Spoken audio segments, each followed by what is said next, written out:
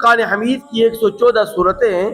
تو ان صورتوں میں سے بہت ساری صورتیں ایسی ہیں کہ جن کے آخر کے اندر دعائیہ کلمات پڑھنا بھی مسنون اور مستحب ہے۔ مثال کے طور پر سورہ بقرہ کے آخر میں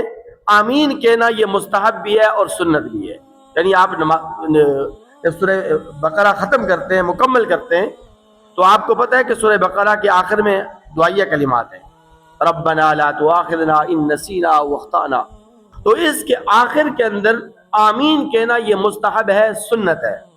اسی طرح سورہ بنی اسرائیل جو 15ویں پارے کے اندر ہے، اس کے آخر میں اللہ اکبر کہنا یہ مستحب ہے اور سنت ہے اور مسنون ہے۔ سورہ بنی اسرائیل کے آخر میں،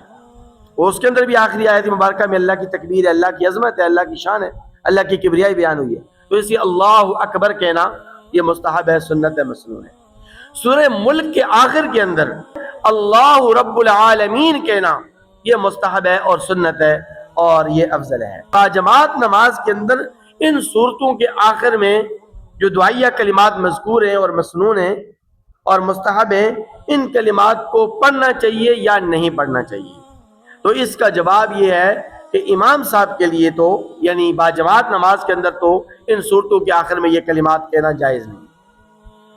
جہاں کئی احادیث مبارکہ میں نبی کریم صلی اللہ علیہ وسلم کی طرف سے یہ دعائیہ کلمات مذکور بھی ہیں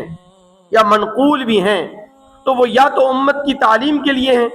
یا پھر یہ کہ ابتدائی اسلام میں نبی کریم صلی اللہ علیہ وسلم کو اجازت دی گئی تھی، بعد میں وہ اجازت منسوخ ہو گئی۔ جیسے کہ آپ نے بہت سارے مسائل کے اندر دیکھا کہ ابتدائی اسلام میں بہت سارے مسائل ایسے تھے کہ جن کی اجازت کی، بعد میں اجازت منسوخ ہو گئی۔ مثال کے طور پر پہلے نماز کے اندر گفتگو کرنے کی اجازت تھی، نماز کے اندر بات چیت کر سکتے تھے آپ نماز پڑھنے کوئی باہر سے آیا بندہ، اس نے آ کے سلام کیا، آپ سلام کا جواب بھی دے سکتے تھے، حال احوال بھی پوچھ سکتے تھے۔ بعد میں یہ اجازت منسوخ ہو گئی،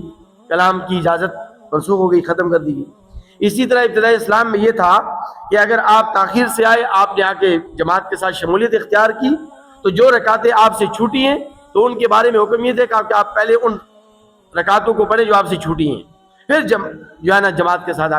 پھر آپ جو ہے نا امام کے ساتھ نماز میں شامل ہو جائیں۔ جلدی پہلے وہ جو چھوٹی رکعتیں ہیں وہ پڑھ لیں، پھر اس کے بعد امام کے ساتھ آپ شامل ہوں اور امام کے ساتھ اپنی نماز مکمل کریں۔ لیکن بعد میں اجازت منسوخ ہو گئی، اب آپ کو اس بات کی اجازت نہیں ہے، آپ آئیں گے،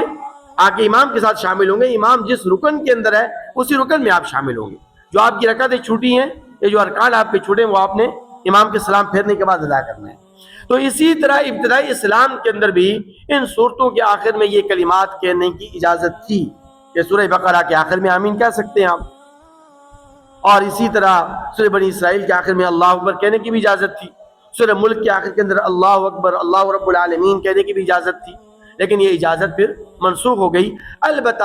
عام حالات کے اندر تلاوت کرے قرآن مجید کی، تو پھر ان صورتوں کے آخر میں ان کلمات کا کہنا یہ مستحب بھی ہے، سنت بھی ہے اور جائز بھی ہے۔ اور اسی طرح اگر کوئی آدمی اکیلا نماز پڑھ رہا ہے، نفل نماز ادا کر رہا ہے، تو نفل نماز پڑھنے کے اندر بھی اجازت ہے کہ ان صورتوں کے آخر میں یہ کلمات، یہ جو دعائیہ کلمات میں نے آپ کو سامنے عرض کی ہیں، یہ بھی کہے جا سکتے ہیں، کوئی حرج نہیں۔